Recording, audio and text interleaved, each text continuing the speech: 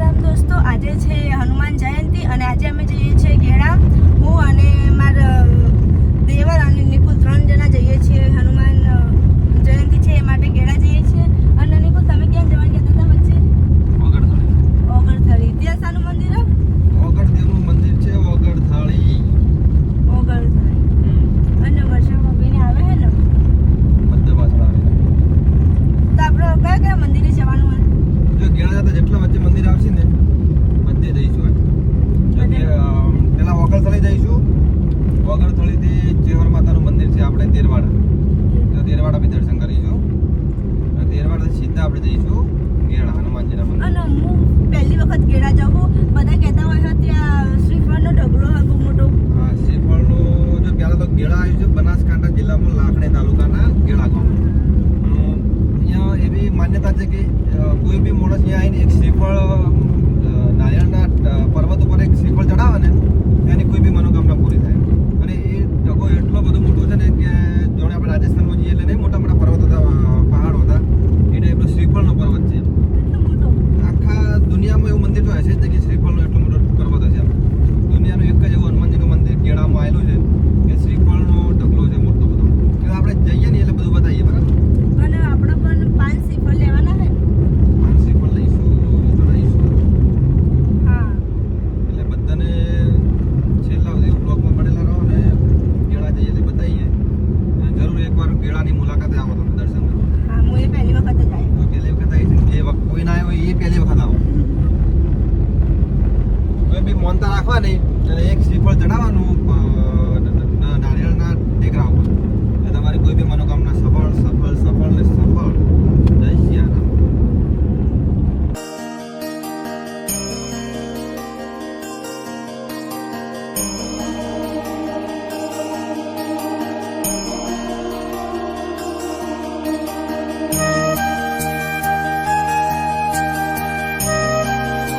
અમે ઓગણદેવના મંદિરે પહોંચી ગયા છીએ અને થોડુંક જ દૂર છે મંદિર અહીંયાથી.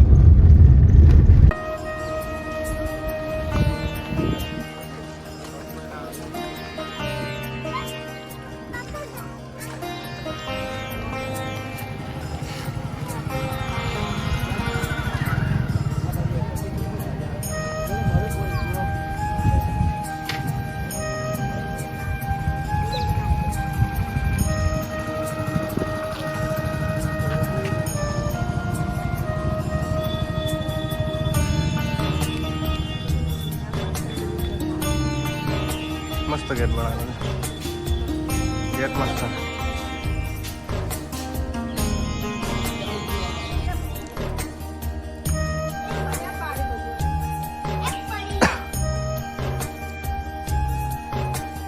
મંદિરમાં દર્શન કરી દીધા છે બધાએ. તો બહાર જઈએ છીએ, ગેડા જવું છે એટલે.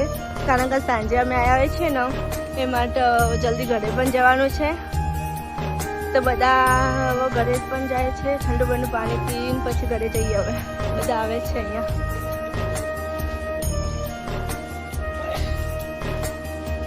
આમાં જ. હા હા, શાક વાળો લીધો.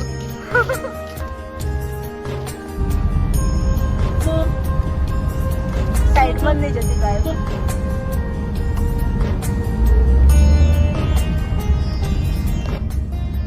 આપણે અમે ગેડા પહોંચી ગયા છીએ. કેટલા બધા શ્રીફળો લીધા.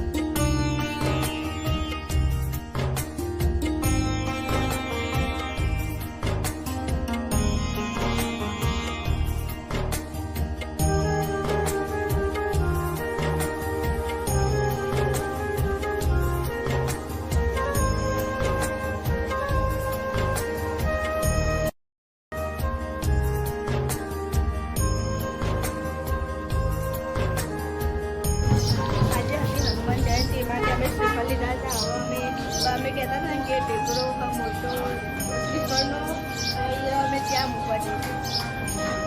મેં 5 શ્રીફળ લીધા. આપણે એક શ્રીફળ લઈએ ને તો બોલો જય શ્રી રામ. આપણે એક શ્રીફળ લઈએ ને એક શ્રીફળ લઈને તો બી મનોકામના પૂરી થઈ જાય, પણ અમે 5 લીધા. હા, 5 થઈ જશે.